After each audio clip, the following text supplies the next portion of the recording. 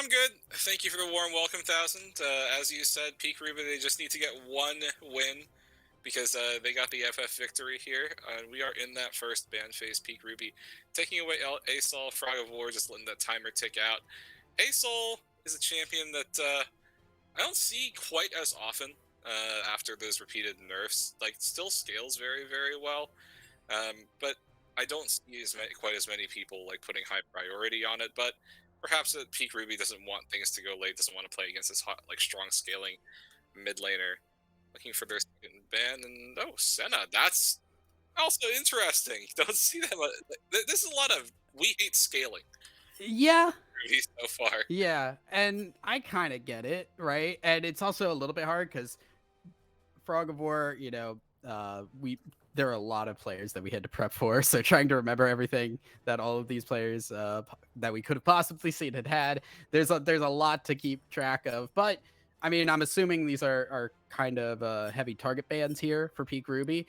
Frog of War going for a little bit more meta here, taking out the Maokai and the Zeri, which just started popping back up again. So things pretty standard for them. And Peak Ruby locking the Jax immediately. Yeah, I mean that's definitely an aggressive choice. Jax does scale well, pretty quite well himself. Can also stay in that side lane constantly. Ever since that rework that he got a little bit ago, I've seen a lot of people complain about Jax. But what that does mean though is Frog of War, they're completely content locking in the Ornn. I believe, yeah. So Centene has played Ornn like rather religiously the past couple of days, almost like the full week. So constantly playing Ornn here. Diana, so another engage, strong damage as well. So Frog of War look to have potential dive, but also strong follow up in those team fights. Awesome stuff. Yeah, the Ornn gonna be at the very least a consistent pick here for the side of Frog of War. The question is, can it hold up against the Jax? Because when you're giving Jax a fairly easy lane, that could get really scary very quickly. And then you're adding the Poppy on top of that, an aggressive jungler that can play around that Jax, give him the space. Peak Ruby already have set up some semblance of a win condition for themselves. Yeah, and I also like how Poppy can potentially interact with Ornn and Diana, right? These two champions that both have dashes. Ornn, you obviously have the Searing Charge. Diana, on the other hand, uh, she has to use her Lunar Rush to get in, but Poppy can deny both of those, and I believe Poppy can still deny Ornn's little alt dash that he has to do to get the recast off in. Otherwise, Peak Ruby, they round out with Galio, really strong diving composition. Looks like they're building so far for themselves, very frontline oriented. Very much so here, and this gives me the indication that we're going to be seeing a very heavy 80 carry focus here. We're going to be getting some kind of crazy backline damage. I think for both of these teams here, because while Jax again, has that capability to split push, Poppy and Galio, these are not champions that are going to do the DPS to win you a game, especially when an Ornn exists as well. So with the Melio lock in, with the front line that Peak Ruby have picked up, the 80 carry picks become very important, which is why we are seeing Peak Ruby take out some of the 80 carries they don't want themselves here with the Ashe. Yeah, I mean, obviously Ashe taken off the table, Caitlyn as well. Both of them can work really well with Melio. Another champion that works well with Melio that's still on the board right now. Obviously, the Jinx. I think that Jinx is probably a textbook, champion that you run with that support bottom lane. That being said, Frog of War, they still have the opportunity to lock in, and Peak Ruby also has not locked in their AD carry, so that pool might get slightly more. Whoa, Vayne. Uh, Yeah. that's bold. Yeah. it can shred those frontliners, but obviously Vayne being such short range AD, when you see Jax, when you see Poppy, when you see Galio, there's a lot of CC and more than enough engage for that sort of champion. Very much so. And I've seen a Vayne build kind of pop up, especially against squishier composition, with Peak Ruby isn't really, but uh I have seen like very heavy, like Essence Reaver, IE, just like very heavy damage crit style, which makes your Q auto attacks hit for like 1200, which is crazy. And now you're adding Emilio on top of that. The Emilio is going to be very, very important when you're looking at a Poppy and a Galio for such a short range AD carry like the Vayne. You want to get that cleanse off, make sure Vayne can still get into the fight and do what she does best. Yeah, absolutely. I mean, like given the amount of CC that is present here from the side of Peak Ruby, I would say it's totally justified for Frog of War's AD to go cleanse because you want to have as much CC free time as possible. And Melio can only cleanse one thing off, and with Peak Ruby rounding out their last pick with Ari, that only heightens the necessity to be able to be free of CC cleanse, being that little get out of jail free card. When you have Jack's Counter Strike and Poppy's stun, Galio just not taunting you, and then also the threat of an Ari charm. Frog of War, they round out their composition. They still get scaling, by the way, even though in Oh spite of yeah. Peak Ruby's best efforts, they still get a very seriously scaling. There's a lot of composition. scaling champions that exist in the game. You can't ban them all out. Frog of War, they want this to go as late as possible. To get this Vayne and Cassidy going. And obviously, everyone's seen what a late level 16 Vayne and Cassidy can do. Completely steamroll over people in compositions. That being said, those are the picks. And honestly, I feel like you're seeing like a very, I don't want to say like front to back composition with Ruby, but the very aggressive comp, potentially. Yeah. That if they get that early sort of lead, they can absolutely dominate because Frog of War is very heavily invested into scaling. Like, you take a look at their comp, right? And you have to think with Frog of War, what is going to usher them into that late game? Because exactly, yeah. Melio is not strong early, Vayne's not strong early, Caston's not strong early, so really it's all eyes on the Diana to try to get them through that early to mid game, make sure that they don't bleed as much. And really, Diana's also hoping that her own laners don't get catastrophically destroyed, because if that goes awry early game, you completely lose out on, or not necessarily lose out, but you have a substantially diminished window to stay alive. Yeah. Melio has a couple of matchups that he does do well in early on. I'm not going to say that an Ezreal lane is one of them. That is definitely not one that he enjoys going up against. The Galio, though, does have some capability to play against that. For reference, for a while, I was the number 18 Melio in North America. I know this champion really, really well. You can push back the Galio if you're quick on your feet there, as he's trying to dash in, but it's still not a fun time when you have so much poke on the other side there, and especially when you're looking at a Vayne that's so low range. This is so scary before level 6 when Galio can just possibly get in and get the taunt across. Yeah, I mean, like, and you said it yourself, right? You're very well experienced on Melio. I've seen Melio players be extremely proficient at keeping their ADs safe, constantly bouncing somebody back with, I like to call it the kickball, because that's what it really looks like.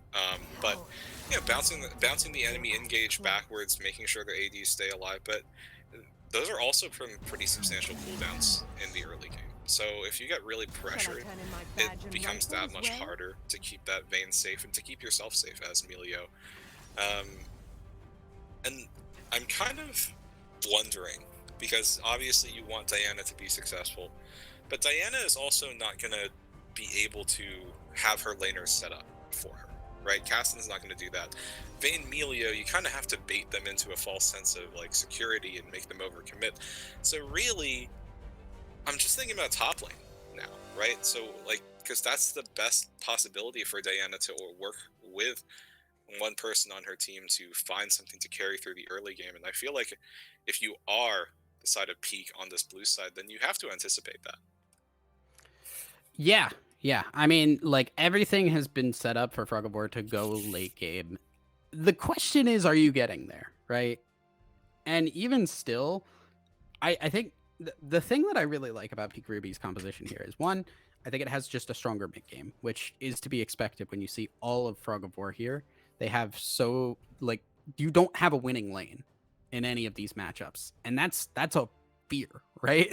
You have a Poppy who's incredibly good at invading and winning duels. And then on top of that, you're going to have every lane with lane control and power and pressure.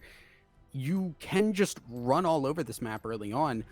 You're also going to be running into, I think, late game. Jax is still going to 1v1 any of these champs individually. Hmm. Kassadin is the only one that could maybe turn that one. But even then, it's very dependent. And so Peak Ruby still have a win condition in the late game. I'm worried for Frog of War. They have to weather this storm, and it's gonna be like a category 5 hurricane coming through. Yeah, I absolutely agree with that. I mean, I think if you're Frog of War, you're setting your timers for the 30-minute mark, and if things go poorly, you're setting your timers for like the 40-minute mark, in order for your team to kind of turn on the gas and turn things around. Is that possible? Oh yeah, of course it's possible. I've seen it happen several times. I've been on both sides of it. It's just that you really have to make sure that that early game does not go catastrophically for you. Uh, but that being said, if I had to say who I think is going to win, I'd probably give it to Peak, just because I feel like their composition, while it doesn't scale as hard, it still has a pretty consistent power gradient into the late game. As you said, Thousand Jax is still very very scary even in the late game. So Mm-hmm. I'm pretty biased towards seeing Peak get the win here, and actually they would take the series with that. Yeah, yeah, because remember, I do need to put that in there. I forgot to give them the the 1-0. We did have some issues getting into our game, which did cause Frog of War to take the loss on game 1. So we are technically on game number 2. And if Peak do win this one, that is it. They just win the series off of this. So Peak setting themselves up nicely, like you said. I the game currently is not in a state where you can focus hardcore late game and get there, right? You get heavy control in that mid game, and you can just run things over. But we're gonna have to take a quick break to see if that does happen here. But don't go anywhere, guys. We're gonna be right back after this with game number 2.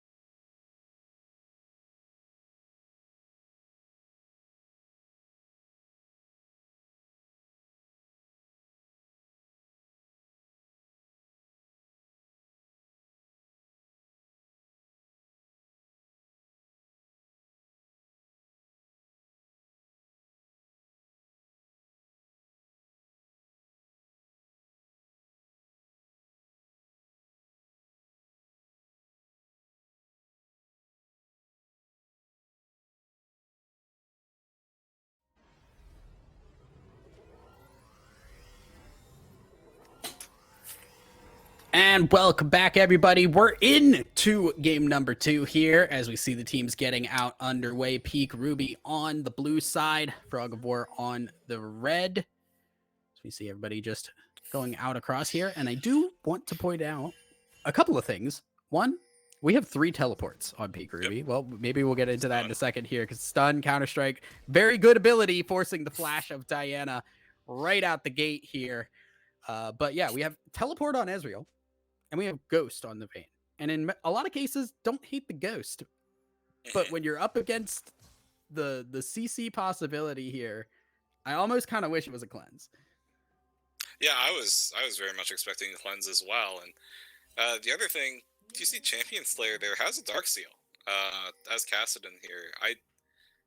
I'm gonna be honest, I don't really anticipate nearly as much action as like Champion Slayer could believe you're getting to actually stack that Dark Seal up at any point before the 17-minute mark, maybe. Like, Yeah.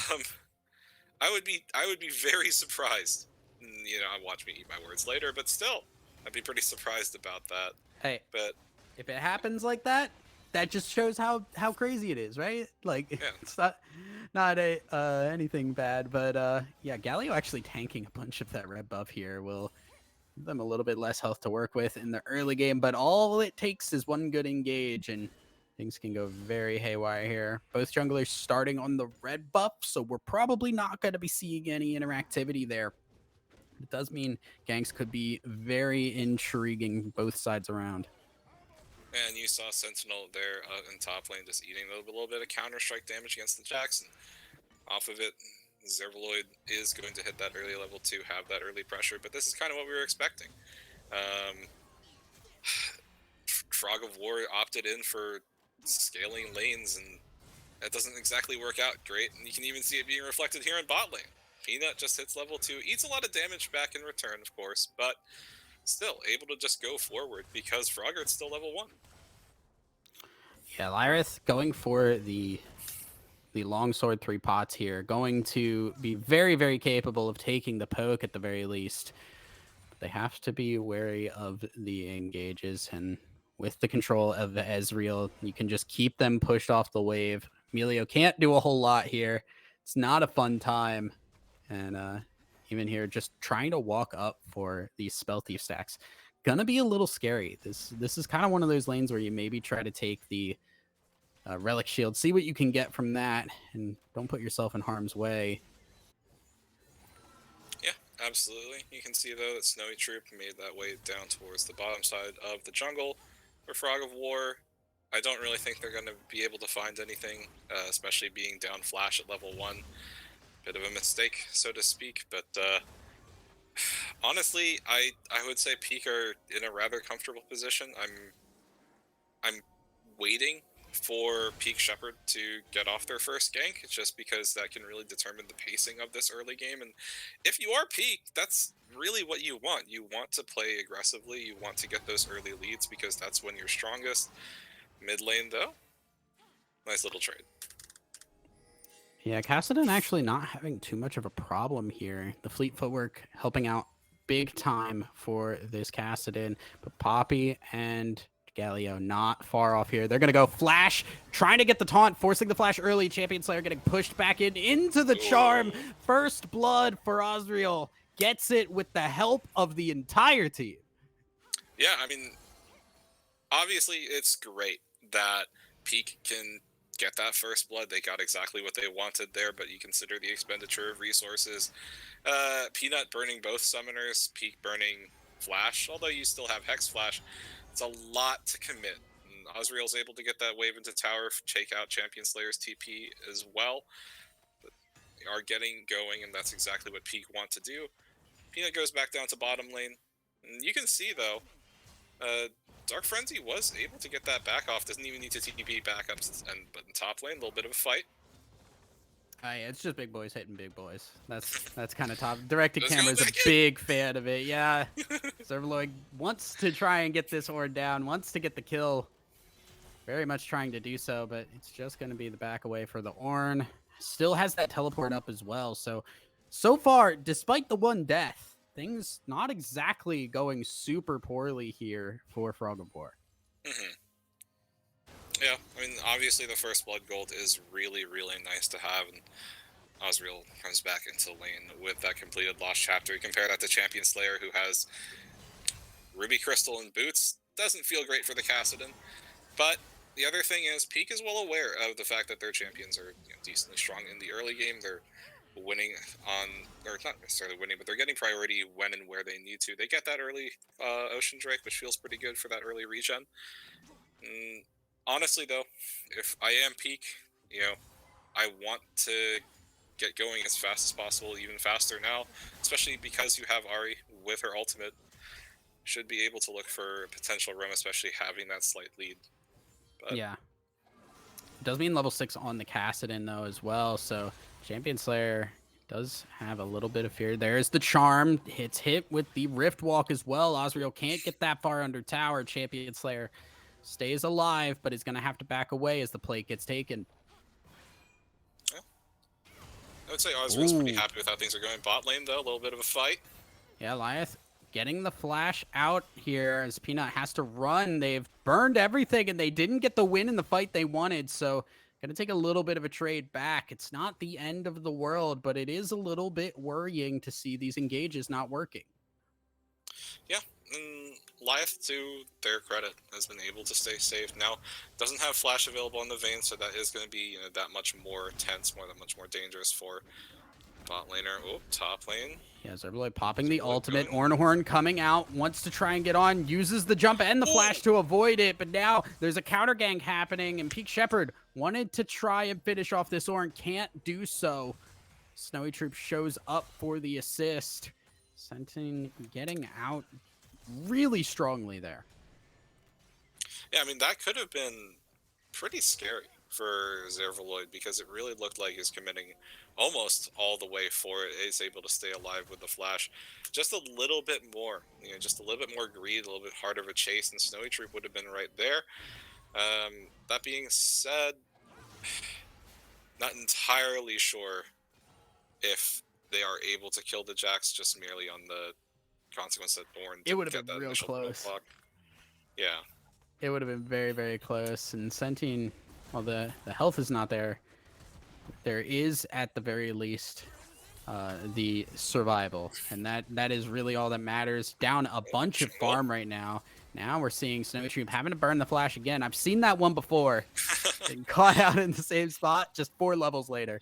Yeah, it's not a very lucky spot for Snowy Troop. Yeah, maybe we go to another spot. That being said, though, I do like the fact that Frog of War has been consistently using control wards in their rivers to at least give as good of a degree of safety as they can get.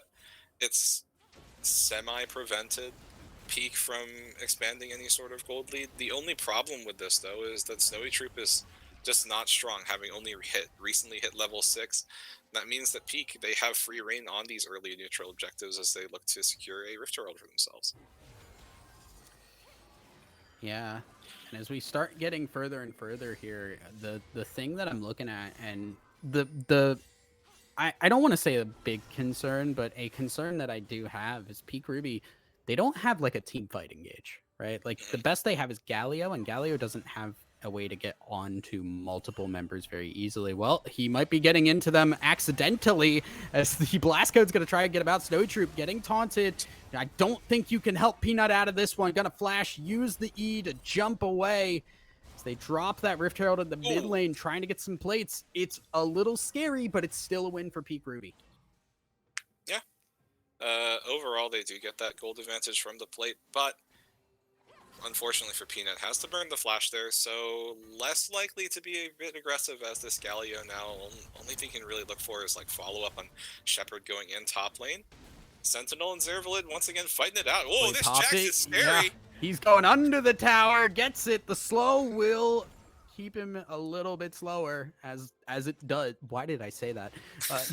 But gets out under the tower and still gets the kill. So Sentin, unfortunately, gonna lose his life on that one. In top lane, kind of going a little bit out of control at this point. You're down 40 farm in 10 minutes and a kill. This Jax is going to be able to get back finished the tier 2 boots, has the Sheen and the Caulfields. You're rocking just the Bomby Cinder, Wait, and that's not going to help you. I don't think Jax needs Merc Treads here. I don't think he does either, but it is what he bought. I'm not Well, here to say what he should and shouldn't. there's a decent chunk of magic damage, you know, on the side of Frog of War, but it's You buy it for the tenacity. yeah, And yeah. We don't have to talk about it. It's fine. But otherwise, yeah, like Zervlet, even with the less efficient booch choice, does not have to worry like in the slightest about how things are going. As you said, 40 CS lead, also with that additional kill gold. Jax is very, very comfortable to be where they are. Otherwise, it looks like, yeah, Peak are on that Mountain Drake now. Will get spotted out by Snowy Troop, though. Doesn't look like they can really contest for it, but Vayne is walking up with Melio. Yeah, they do have Moonfall ready on the Diana, so they could try and go for something. But I mean, this is kind of what you expect. You have the early lead, you have the champions that are better early on. You're gonna get control, get all of these early dragons already 2 down at under 12 minutes. It's looking really nice now, fighting the mid lane. Charm's gonna hit onto Champion Slayer, but he's okay with that. Osriel taken down to half health. So the vision control will push out the rest of Peak Ruby from that bot side. Yeah, and also now Frog of War is starting to get pressured, right? They're starting to sweat a little bit because 2 dragons have already gone over to Peak Ruby, but now on top of that, you see which rift or which dragon it is for the soul, and it's an infernal. Like that's a lot more damage to come through for a team you don't want to get strong. And if you're Peak, it's all that much more, you know, pressing for you because not only is it your win condition, but you don't want the game to go late. You don't want the enemy team to scale up and have bonus damage and lower their timer. Yeah. Otherwise, though, like they're comfortable and through the top lane. Mid lane's a bit more contestable. Bot lane, as we've talked about before, bot lane their fights haven't quite been working out, but Dark Frenzy and Peanut are at the very least a CS lead for themselves, so they're happy through there. Yeah, as they should be, right? Like it's Ezreal against Vayne. You have control of that lane. Already has the Triforce completed here, so Ezreal very, very strong heading back to this lane. I'd expect we're going to see the static ship finished here from Vayne.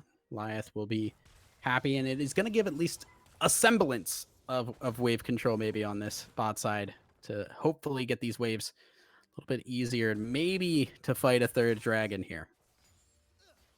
Yeah, and we'll see in 3 minutes, and you know, like just put on our thinking caps a little bit and try to see, well, where is the game going to be in 3 minutes? Sentinel likely will have Sunfire Cape, assuming that the farming is going a bit better. It's not going too great right now, though. But I'd expect Snowy Troop and Champion Slayer to be finished with their first items, respectively. Top lane, Sentinel is at this point where he's just constantly staying back because this is going to happen. Yep, and not even going to get that one off. Another Horn just left to run free. And then on the bot side, they're also getting these tower plates. Lyeth popping the ult just to get him away. Champion Slayer, Rift walks away. Peak Shepherd pushing out mid. And again, every single lane just wins for Peak Ruby. Yeah, I mean, Frog of War is bleeding very slowly, but you can really see the effect happening on the map, right? Oddly enough, like top lane, the lane that's been going the best for Peak, they only lost 1 turret plate, but if you take a look at mid lane, through the use of the Rift Herald, and you take a look through bot lane, oh, wait, bit of a fight going on here. Champion Slayer getting very, very low. Not enough Rift Walks in that one to get away. And that's going to be the flash from Snowy Troop to keep that from being a W. No, Osriel trying to go in, will not confirm it. Yeah. Well, that's just another kill into Peak's pocket. They are close to a 7k gold lead at this point. They also got that critical mid lane tier 1 turret, so they're very happy with how things are going, especially in their solo lanes. Bot lane, they'll get aggressive. Yeah, shifting in forward. There is the cleanse, but a little bit too late. Nope, the ultimate not going to hit anything there. And the heals from the Melio are so important. Flash just to get the kill, but it's a double down on the bot side. Shutdown, unfortunately, going on the Melio, but at the very least, a kill victory for Frog of War, their first of the game. Yeah, and now they have something that they're looking toward to Esports playing through, right? You see that the gold went onto Vayne, obviously, as you said. Shutdown gold going onto Melio, not an ideal situation, but it's a silver lining in a game that was otherwise not going well at all for this side of Frog of War. That being said, though, they really do need to find something to stabilize for themselves, and in just under a minute, the next dragon's coming up. It would be huge for them if they could get that. Man, top lane, this CS discrepancy Getting bad. It's bad. Yeah, it is bad. It's we've gotten past getting bad, I guess. But yeah, I mean, at the very least, this is kind of just what we expect from the Vayne at this point. If you overforce the engage, if the engage doesn't work, right, Vayne gets the opportunity to just go really hard in here, and that does give them at least, again, like you said, a win, as the Dragon going to be spawning in about 15 seconds, a very crucial one at this point in the game, because if Peak Ruby do get this dragon, it is soul point, and that soul point's going to be at like 21-ish minutes. That's not that you have to fight every single dragon for the rest of the game when you're already this far behind. It's really scary. Yeah, you've already lost your mid lane tier 1, your bot lane tier 1's low as well. Frog of War looks like they're very well aware of the situation. They have TP available on Sentinel. They have to look to do something soon, though. They will have numbers advantage. Zervaloid doesn't have TP available. Yeah, Zervaloid already went up to the top side. Ornhorn going to be used, and now going to hit onto the Ahri. A little bit of damage, gets the dash out, and now we're going to see if the poke is enough. Ezreal ult across, not onto the dragon. Peak Shepherd's going to go in. Flash does not get the steal, and it's a dragon for Frog of War in a situation where they desperately needed it. Oh, it looked like the steal happened. Man, that was close as far as smites go. But I was wrong before. Rift Herald hadn't been summoned yet, and now it is there. So the silver lining, so to speak, for the side of Peak is that they get that bot lane tier 1, they get the top lane tier 1. But it really stings for them. Oh, it's getting close. Yeah, I know. Oh, Peanut actually really deep in here. And not exactly where you want to be. So that is 2 down. Things actually starting to equalize just a little bit. Sentinel have to flash up on the top side. Maybe that late game's starting to ramp up just a little bit. I mean, it's not quite there yet. Obviously, the Vayne, still behind by about 1,400 gold. Oh, Sentinel in a lot of trouble here top. Yeah, he was in a lot of trouble. It's all over now. We'll go down. Yeah, there's no more trouble. That is the positive, right? Like, you at the very least have that. Top lane tower also going to be falling here. And here comes Champion Slayer. This is kind of... Yeah. Actually going to be... What? Yeah, I don't know what that is. Already just going real deep. We'll get back to that in a second. As Zervaloid gonna have to fight 2v1 here. Actually forces the flash out of Champion Slayer. Zervaloid does not have a lot of mana here.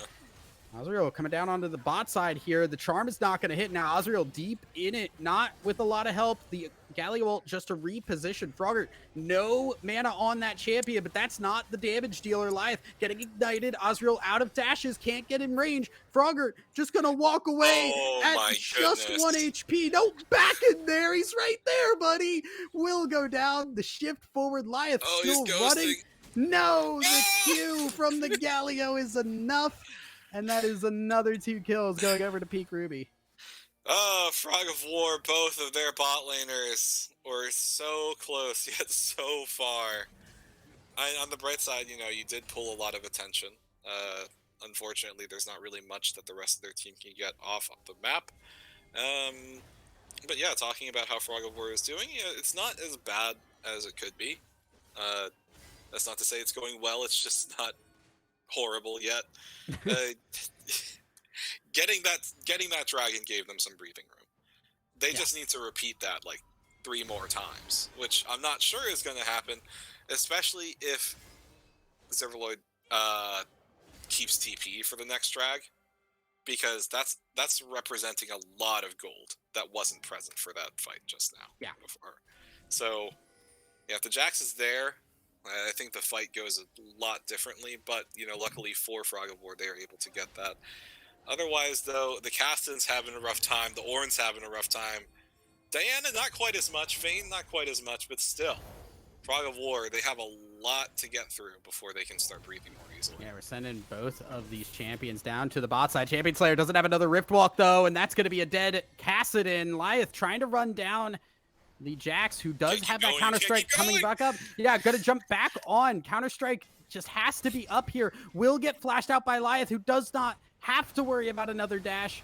Baron's will get back away, but Baron being started up by Peak Ruby. There is the Uwu from the Ornn to try and get in on that. Lyeth now going to stop the back from Zervaloid, but the Counter-Strike is there. You can't fight that one. Will be going down, and now Peak Ruby going to try and engage. Needs to try and stop this Baron quick. Ezreal across multiple key members. Azriel stopping the Ornn, and Dark Frenzy will chase down Melio, flashing for it, but gonna get the kill at the end. And now the Baron as well. Peak Ruby have cracked the game even more wide open.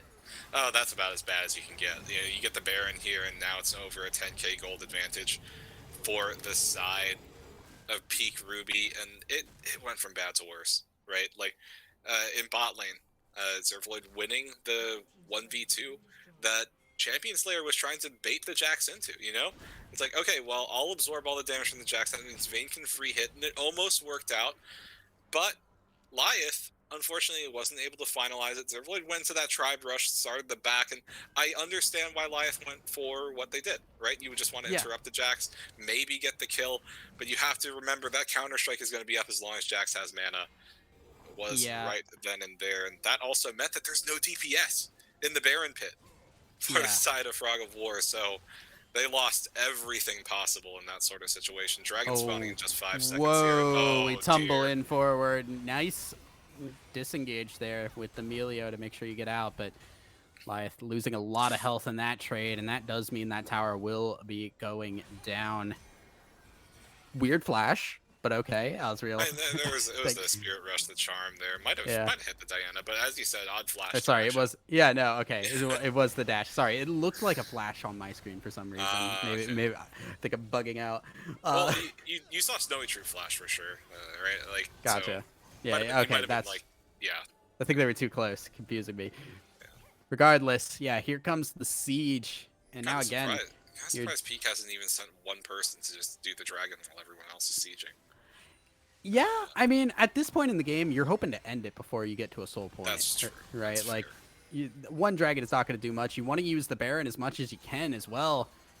Amelia is going to try and heal him up. Jax pushing on that. There is the Moonfall onto Dark Frenzy. Snowy Troop just going to die, though, and Lyeth deep into the fight, trying to do what he can. Dodged out on the charm, gets the stun, but here comes Galio, Azonia's as well. Now, Peanut going in, gets the knock up, taunt onto Lyeth, no cleanse for that one, will go down. Azriel almost hits the charm, but maybe goes a little bit too deep. No, Kassadin now stuck in the middle of it. Taunt just gonna hit onto Sentinel, who has to run away. Counter-Strike onto Frogger, gets that kill. And now the inhibitor going down, the TP to come in and try and finish this game. Stop the scaling, stop the game, stop the series. They want to finish it off here.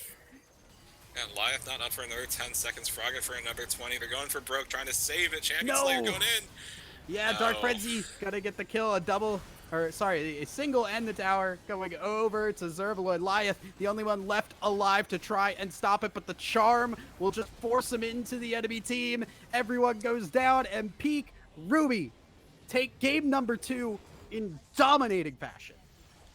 Yeah, I mean, you know, when you draft scaling and you draft a lot of scaling, games can end up like this. You're really banking on the enemy team making a number of mistakes, you know, going from, you know, bad macro and tempo, or like, you know, just mechanical misplays, and really Peak didn't make those sort of mistakes. There were a little bit of hiccups here and there, but by and large, Peak, as you said, 1,000, win in a very dominant fashion. And hey, they sealed the series away.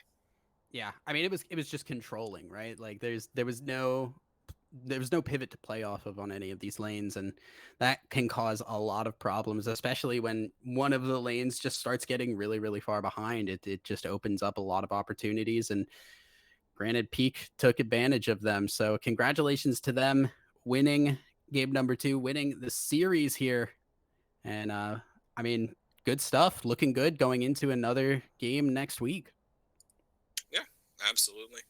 Obviously, heartbreaking that Frog of War had to give up that first game off that forfeit, but it's how the cookie crumbles sometimes. They had an idea of what they wanted to do in draft, but unfortunately, you do draft for hard scaling, you set yourself at a pretty notable disadvantage. That being said, though, very well done to Peak. Hopefully, they can continue on with their winning momentum. Absolutely. And with that, that's going to be it for us tonight. Again, congratulations, Peak, Ruby, taking the series and moving onwards. Frog of War, I believe, going to be going down to the losers bracket here. We'll see if they can make it back. But thank you guys for watching. Again, I am Thousand Eyes. That is Trutabaga. We have been more than happy to bring you this series from Style. We will have another game tomorrow night, I believe, as well. I Yep. believe I'm casting that one. I have to Yeah, I'll be there. make sure. I should probably know that. But we will have that for you guys tomorrow. Hope to see you there. But for tonight, have a wonderful night.